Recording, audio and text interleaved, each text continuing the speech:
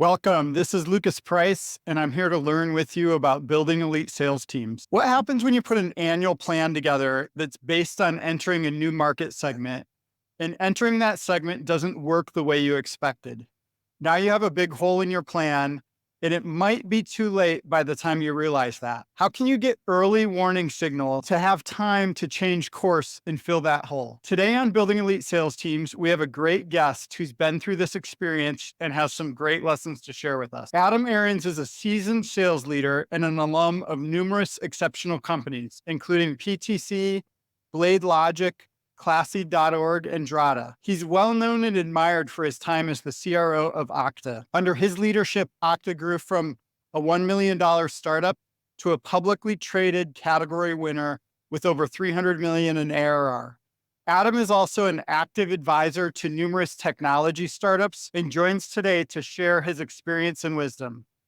Adam, welcome to Building Elite Sales Teams. Thanks, Lucas. It's a pleasure to be here. Appreciate you having me. What else should our audience know about you? I gave the briefest of overviews about your background. Can you give us a little bit more depth on it? Look, I'm a serial sales guy. I started as an SDR in this business, started Parametric Technology Corporation a long time ago. And I was fortunate that I learned from some great sales leaders, folks like John McMahon, who I worked for at BladeLogic, BMC, following my tenure there at PTC, and some of the great leaders like Carlos Delatorre and others like Scott Davis that came out of those organizations and ran other great software companies. BladeLogic are good friends and colleagues of mine. But I'm a sales guy from the start to finish. That's kind of who I am and what I've done throughout my career. Do you think you were always destined to be a sales guy, or was it sort of a series of coincidences that brought you into it? I don't know. My dad was a sales leader in pharma. And then when I was in college, I got a second job selling cutlery door to door for Cutco Cutlery. I did really well at it. And so that just sort of set the stage for, I wasn't the best student in the world, but I had really good people skills and I was smart. And so had a successful career in sales, and at some point decided to make the move into sales leadership. What drew you into leadership? My dad, I think. I tried to get into leadership really fast. That was sort of my goal, was to go prove myself as a seller and get into leadership. I wanted the opportunity to do that. That was really the itch that I was trying to scratch as a salesperson, was to get that opportunity. So I migrated into leadership in my late 20s, mid to late 20s, and never looked back, and was always trying to figure out how to be the best leader. I was fortunate. I was really successful as a salesperson really quickly. By the time I was 28, I had closed a few multi-million-dollar deals and had the experience that I could then move into leadership at the point. Many of the people who are in sales leadership are there, of course, because they succeeded in sales, and it takes a certain amount of drive to succeed in sales. Is there anything, you mentioned your dad a few times, would you point to that again? Or is there anything else kind of in your background that gave you the drive to succeed? I think you have to be a lot more selfless than your average salesperson. It's no longer about you. It's about the team. When you win, it's about the team that won. But when you lose, you take the lion's share of that credit. So to have that ability, like my wife was a salesperson, never went into leadership and was very successful. And she can manage her day.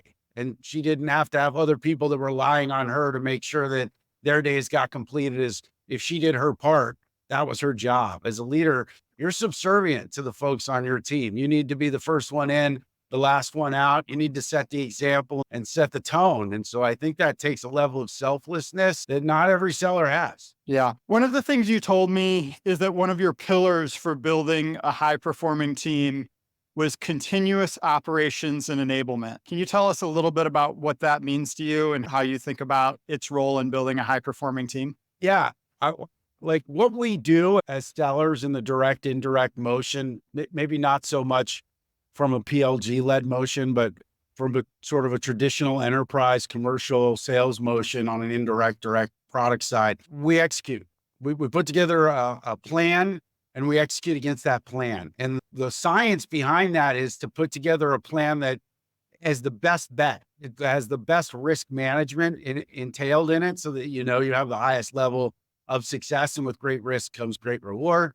And then getting everyone on the same page to follow it and to iterate on it as a team and to get better and better as a team. And as you're going, things change, especially if you're at a startup or an early stage company. So from an operations perspective, it's helping you make those bets. It's figuring out which risks are the best ones to take and give you the biggest reward, and how to do that in a way that you can maximize your opportunity.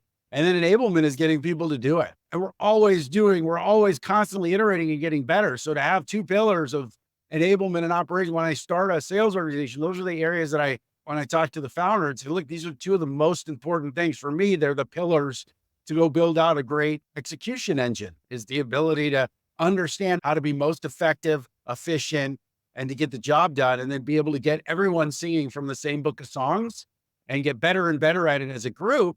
And then you can really do great things. You can do extraordinary things if you work together as a team and you just continually iterate to get better and better at it.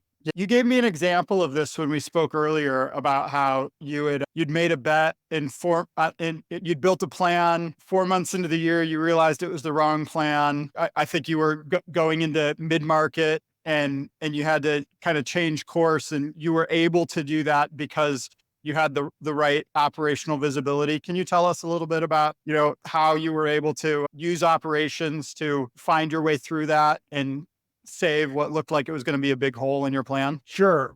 I think as you grow, you segment your business into being more effective, being more efficient, and operations helps you do that. So you look at, what are my ASPs? What is my average cycle time to close a deal? What does my pipeline look like? What do my close rates look like?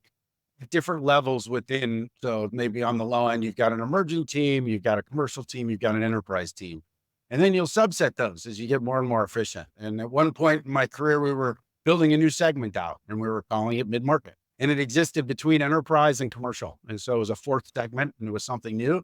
And we knew that the ASPs and the close rates are really good there. And if we put focus on it, we figured we could have a high level of success and be more efficient and effective. We saw signals in the noise that said, if we go dedicated people to it with the buying personas and the deal sizes, we could be more efficient and effective. And it was good opportunity for us. So we did. And we got a few months into the year, we were probably further along. We saw it at 4 months. We had a huge number of opportunities, but our close rates, our conversion rates, even before that, just were not very good. And so we were sitting down with operations. We were at our half year mark at a QBR when we made the decision, because we were all sitting down during leadership sessions saying, okay, what are we doing? What's going on? And we had already talked with operations, so we had some idea of what it was. But in essence, each sales rep had like 1,000 accounts that they were going after, 1,000 prospects within there. And we called it hunting for no, because they would call into an account, they'd get someone on the phone and they'd say, hey, we'd like to talk to you about our solution and how it could solve your problem. Person would say no, they'd hang up and call another company. And it was like, well, why are they doing that? Because they can, because they got 1,000 of them and they're looking for the lowest hanging fruit. And it was like, well, that's not working. There's 5 other personas within that company that we could have called before we hung up the phone. And we should have tried to figure out how to penetrate those accounts rather than just jump into the next one and trying to get to look. So we took away 750 of the accounts that each rep had. They each got 250 accounts each. And that was total prospects, customers that they could have at one addressable time. And the rest we put into a nurture program. What it did is it forced them to focus on where they thought the best opportunities were. And if they got an inbound lead or they wanted to go outbound on another account, they had to give one up. They could not get more than 250 accounts at one time. And it provided a lot of focus. And we made that bet. And when we did, we lowered their quotas at the same time, because we realized that all the people that we had on board were so far behind already on the year that if we didn't do something, they were all going to fail. And they were good reps. Like, we made the bet with them. So we lowered their quotas, but we didn't lower it at the company level. We just ate it. So the head of the commercial team, which was running mid-market, and I decided it was the right thing to do for the team. And we were going to eat it and try to go find other ways to backfill the number for the year.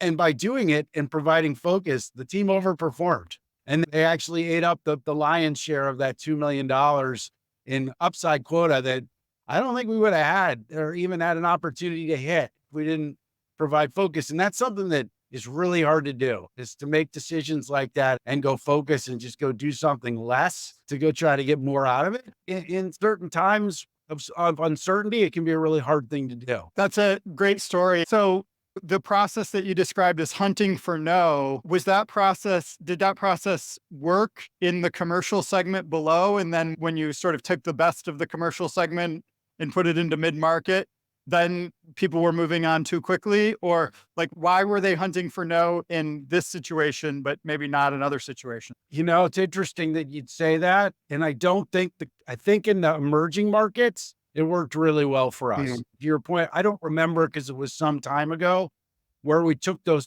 sellers from. But to your point, the sales motion was different. The cycle times were different. Our ability to manage to that was different. And we had to figure that out where in an emerging market, you're doing deals, the average cycle times are 14, 21 Yeah. days. But you can move really, you're at the economic buyer often on the first or second call.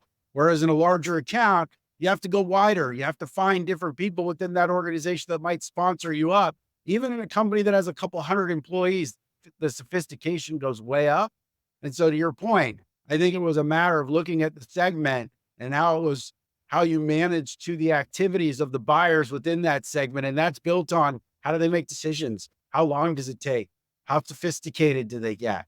And a couple hundred people can get pretty sophisticated when they try to make a decision. To continue to tie this into operations, can you talk a little bit about how you think about setting up your operations so that it can alert you 4 months into the year that we have a problem here and we need to fix it? And as opposed to, getting really late in the year and just having to be like, oh yeah, we have a problem and it's too late to fix it. And so there are OKRs and KPIs that keep you mindful to what you're doing, and you should have them built at an operational level and then segment them down at the segmented level. And the things that are really important to you, those kind of provide you with a dashboard of red light, red, yellow, green lights to figure out what you're doing. Understand that, like, I'm meeting with my ops partner at least once, twice, 3 times a week, depending on they sit in my forecast calls with me, right? So like they run if I'm doing it the right way, because if I'm trying to run the forecast call and I'm also asking questions about what's going on in the port, I get lost. Yeah. So having an ops partner that sits there with me week over week and says, hey, Adam, you got that same answer 2 weeks ago.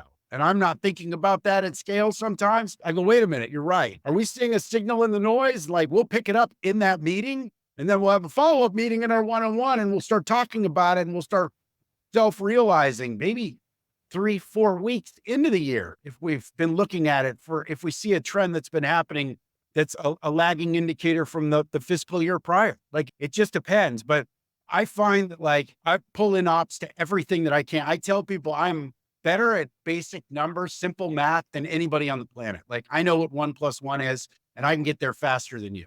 But when you start getting into more complex mathematics, like that's not my forte. And having someone sits with me that is, I'm really instinctual and I think I can feed off of that, but I need someone sitting there with me, walking me through the numbers. And when we do that, we're making decisions every day. Whether we make a hard decision, that takes discussion and looking at what the risk tolerance is and what our time frame is to make that decision. Those are independent. But dude, like every day, every week, if you're running this business properly, you can feel it. Like you're in it. And so what would be the feeling if you were like, you know what, something's not set up correctly in operations, we're not getting the right signal, or, a mistake that's very easy to make or easy to overlook in terms of making the right kind of system and processes and team set up there? First, you have to have a good foundation. You have to have a good process, and that process should be really detailed around what it takes to get a deal done. And if you can do that, like we have a 7-step sales process, and within that, there are negative business consequences, positive business outcomes. There are questions that you'll ask. There are gates that we ask you to get through, get from step 1 to 2 to 3 to closed, which is a step 7 deal. And as you dig through where a sales rep is, when they qualify in a deal, depending on where they lose it within the sales process, you can start understanding what's going on. And you can look at, like, if you're tracking that and managing to it, you can start seeing, hey, we're losing deals in the early stage. Why did we qualify? First of all, why did we qualify it in the first place? Do we have the right criteria? Are we holding ourselves accountable to it? And then if we are and we're pulling it in, what's going on? Did we not get to the right buyer? Did the person that we talked to not have the right funding? Did we not have the right ROI? So like understanding first from just a base process perspective, I think is really, because you can't measure something that you don't understand what your goals are for it. And to get that down to a granular level around what's expected of the individuals that are working with you at the different stages within the sales process that then rolls up to their leadership that they hold themselves accountable to, is just so important because that's the only way that you can see what's going on, what the signals are within the noise. And then if you're seeing it on one person, you can look across the different groups of people that you have and across the different stages of the sales process and understand if there's commonality, if it's unique to certain individuals, certain teams within the teams, certain like pre-sales folks, depending on where it's happening within different regions, different competitors. It can be a litany of different things, but understanding that because you have a really good base process that you can analyze and drill down into understanding where your problems are, I think it's core. So that's what really makes this execution engine run. I think what I'm hearing here, correct me if I'm wrong, but I think what I'm hearing is that in order to, like, one of the mistakes that you need to avoid in terms of setting that operations team up is having a process that doesn't have specific definitions between stages. And so, it starts being the opinions of salespeople in terms of how you get to stages. And so now you can't really measure how things are moving from stage to stage because different salespeople have different opinions about how to move them from stage to stage. Yeah. And I had a great boss, Dwight Griffith, who always used to say, inspect what you expect. So you can't just put the process in place and expect people to follow it. Like you have to hold them and yourselves accountable to inspecting it. But it all starts with having a common set of goals and activities that we're all going to do together. And if we do, and we decide that we want to change them, we do that as a team and then we get iteratively better. We have a saying like, it's a fireman's credo in sales. Like we all go together. Like, and if you decide that you're going to go against the process and do something on your own, you better be right. Because if you're wrong, we'll probably fire you for it. Like if you want to go do something and try something different, talk to us. We're all game for trying to figure out the best, most effective, easiest way to get a deal done. But we're going to do that together. We can't all be mercenaries or it just doesn't work. It doesn't scale. Yeah. So a couple things here. You've previewed a little bit about what my next question was, which was to ask you to tell us a little bit about how you think about building a sales process that's repeatable and so that you can have that data into your operations. And you've mentioned, you have the 7 stages with clear definitions between them, having people follow process that you've defined. Are there other parts? I have some follow-up questions on that as well, but are there other parts of like making sure that you have a sales process that's repeatable and scalable? Yeah, look, I think the average human being needs to be able to articulate it. I think that's a big deal. Why do anything? Why do it now? And why do it with us? Are the 3 questions I'm trying to answer in discovery and early and often and late for these companies that we're trying to work with.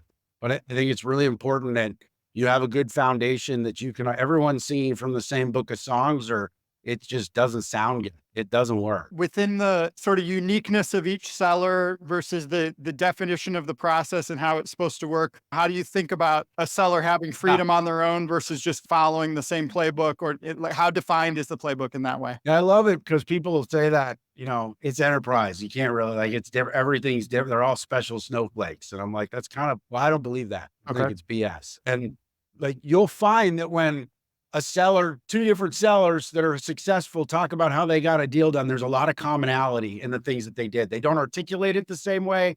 They might have done it in different order, but the things that they do to go accomplish the trust and the partnership to go do these opportunities, there's a lot of commonality. And so for me, like I'll say, when I first went international, I used to tell the team, you have to get to the CIO. I remember I was in London and the head of EMEA was like, he scoffed at me and he's like, I don't know what you guys do in the US, but it's not that easy here. He's like, I guess in the US, you just pick up the phone and you call the CIO and he picks up. He's like, we have, a caste system here and you've got to earn the right to get there. And I said, you know what? You're right. And it's not that easy, but I'm not British and I don't know your culture and I really don't care. What I'll tell you is you have to get to the CIO. So figure it out. Like if you got to earn it, I don't care. But if you don't do that, there's a hole in the bucket. You're not going to be able to get the deals that you think you're going to get. Without that, there's not enough sureness to get them. And I tell you, a year later, when I was back in front of that team with the head of Europe and he made fun of himself. He was like, I said this a year ago and I'll be the first one to tell you, we have to get to the CIO. And when we do, they want to talk to us. Like there's a reason to do it. And if you do it the right way and you figure out and so for me, like the process is built around how you get there as an individual. We're all special little snowflakes, but you better accomplish the things that we're asking you to accomplish. And if you don't agree on the order, let's talk about it. Yeah. Like that's why we iterate. That's why we try to get better. So if I'm a seller working for you and I come to you and I say, hey, Adam, you don't understand in this situation, I couldn't ask this important question because dot, dot, dot, dot, dot. I think part of what I'm hearing from you is that's probably a hang up that I have as a seller versus me not actually being able to ask that question. Yeah, that's an awesome conversation for us to have. I'd be like, that's cool. Let's talk about that. How did you ask for it? Like, how would you ask for it next time? And do you think by not having it, we're better off or we're worse off? Like, so how do we get it? Like, how can I help you get that? Those are strategy sessions. And if you're like, hey, I don't need that in order to win, that's a different conversation. Like, why not? Are we doing something that we shouldn't be doing? Are we asking you to do something that isn't necessary to get the thing done? Because we don't want to do that either. Those are great conversations, and that's how you get better. Do you have any stories that you can share with us that can illustrate the importance of, kind of sticking to the plan and having a plan and not drifting off the plan? Dude, I probably have better examples of when we didn't, because you can you can talk to yourself all these different reasons why. And people used to say like, oh, we'll do it. We'll lose a deal. And it's like, well, the product couldn't do X, Y, Z. And I'm like, now we got outsold. And it's like, what do you mean? It's like, we should have never gone into the engagement if we knew that was one of the criteria and we didn't lock down the criteria.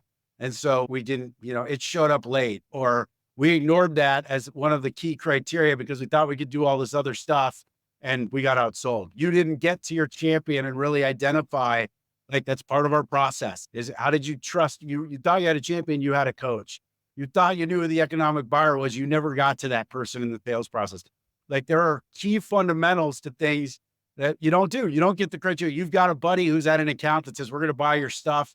Love it. Get in here, get the proof of concept going. Well, we don't have criteria yet. That's okay. We're going to build it with you. Just get in here. I own the decision. You get in there, you start working with the account. And then you realize that there's someone else in the account who has more power than the person that you're talking to, who's working with your competitor, who has aligned criteria. And you end up losing that opportunity because you put a blinders on, and without doing the things you knew you should have done, you ran after the opportunity in spite of doing the things that you should have done to make sure that you'd win that opportunity. Those are hard things. What can you tell us the difference between a champion and a coach, or, when someone thinks they have a champion, but have a coach? No, there's a definition for it. So a champion is someone who's got power and influence and is selling for you when you're not there. And if they don't have those things, or they're not doing those things, you have a coach. And you test a champion by asking them to do something that the normal person wouldn't do, something that might be challenging. And if they pass the test, then that's a good sign you've got a champion, but you don't just do it one time. If you got a good champion, you're testing them throughout the sales process. How do you think about you're very early in a deal and there is currently a criteria that's not going to work out for you? What are some of the things that you're thinking about in terms of walking away from that deal or getting the criteria changed, ways to get the criteria changed? Yeah, I'm really upfront with buyer. We don't do that. If that's one of your criteria to make a decision, I'll tell you right now, we don't do it. So we might aspire to, and we might do it someday, but that is not, if you're going to base your decision on that, we should qualify, or tell me why you'd choose a solution like us without that. And then they'll help you understand where the real value is to them. I imagine if they can help you understand, a lot of times you can maybe figure out how to encourage them to change the criteria in a way that does benefit you and still gets them to what they're looking for. If I can't, then I'm better off losing early than losing late. There's two winners in every deal, right? The guy that wins the deal or gal that wins the deal, and the guy or gal that walks away first. Because time is an asset that we don't have, and it's precious for us to be able to do our jobs. So we can't afford to waste time on things that we can't win. Yeah. With all the places you've been, I imagine that there've been a number of companies that you've been at where there's, maybe been a default set of criteria for decades.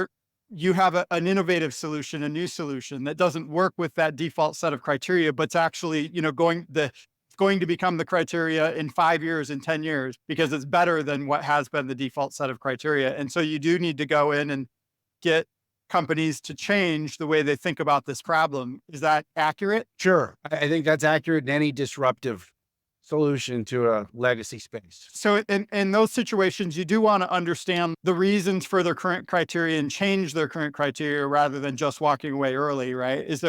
How do you think about being able to do that? So look, if I can't figure out how to help you solve a problem, it's not about the criteria. It's about the problem that you're trying to solve. Yeah. You're using a solution that we can disrupt in a way that'll fundamentally change the way you do your job for the better. It's a problem that we're helping you solve. So you have that problem if you stick with the solution you have today. And it's how you're solving it that I'm coming in and saying, I think I can help you solve this problem better. And if you agree with that, you'll be willing to change the way that you're doing what you're doing today to try to solve it. If you don't, if you're like, hey, there's just not enough value in that. Like I say, when I sit down with a senior leader and say we're talking about identity, it's like, look, I don't want to just know what's important for you with identity, but what are the top 3 things that you're most concerned about right now? Because I'm sure you got 20 different things that you could go work on, but you won't. You'll work on the things that are most critical to you. And where does identity stack in terms? Because if it's not that important, tell me when it will be. I'll come back. Or like, if it never will be, that's okay too. I don't want to waste your time. Yeah. Really aligning with, can I help you solve a problem that's meaningful for you enough that with the 20 other things you can be doing right now, you prioritize it as a top 3 or 5 thing to go get done. You mentioned discovery earlier. I didn't get it all written down, but you said it was why do anything? Why do it now? And why with us? Why do it with us? Yeah. Yeah. Is discovery in terms of everyone being on the same page in terms of what the process is it that simple, or is there more to like, hey, kind of building that discovery process out in a well-defined way so that you can perform it consistently across your team? I think discovery is the most valuable and most challenging part of the sales process. Yeah. So like I said before, that's where you determine whether you should spend time on an opportunity. And the more depth you get out of it, the better your understanding is of the risk of winning or not that opportunity, or being able to change the criteria. I was on an advisory call with a company this past week, and they said, I don't think we've ever won an RFP. And I was like, do you know why? And they're like, yeah, we're probably late to all those ops. I'm like, exactly. Somebody else wrote it. Like, if you're coming in and you're not writing it, you're not able to, then don't do it. Like, you're just wasting time. And so I think that the ability to do that and to be able to have an influence on the criteria and understanding in discovery, if you can or not, if what you're doing is important enough, solving their problem. And if you can't articulate that in a way that is meaningful to them, you either have a bad fit within what they're doing, or you need to go back and look at like what your value prop looks like and if it's meaningful enough to the market. Do you think there's a discovery methodology that's sort of universally applicable, or do you really have to get in on every company that you've been at and sort of rebuild the discovery process based on the particulars of their buyer and their product? I don't know if I have to rebuild it, but I have to organize it. When you sit down and you talk to people about it, they can articulate it, but they can't do it in a consistent way that's repeatable. And so it's being able to take that and then to deliver it in a way where you can ask open-ended questions to drive to a result without having to sit there and think about what your next question is going to be. So you can really understand the questions that you're asking. That takes a level of comfort and aptitude that we talked about from the beginning. That's why enablement is so critical to your ability to be successful. How are you able to do that organizing? I mean, is it just something that you've done so many times, or do you have like organizing principles around it? First, I talk to the founders and the people that own marketing and the company. And usually if it's pre-product market fit, I'm not always the best advisor or leader. Like, there's usually a basis around product market fit when I get involved. And then it's just understanding, like, how do you articulate the value? I used to go through this exercise of saying, so what? And it was like, well, we're able to do this. And you're like, so what? Like, well, that helps companies do this. So what? It's like, well, because they can do that, what does that mean? And then what does that mean? And I'm trying to drive down to a quantifiable value. And usually that's, you're going to die. So it's like death, or it's your wallet, right? Or I can bring you money. And like, if you can do both, if I can save you and help you, like, it's great. But those are the dials where I'm trying to hone in on, so what? Like, and if you can take those generalized statements and boil them down into how you deliver value, and then drive that value back into the criteria of how your solution helps solve their problem, you become very unique with a value proposition in a way that becomes very defensible. Yeah.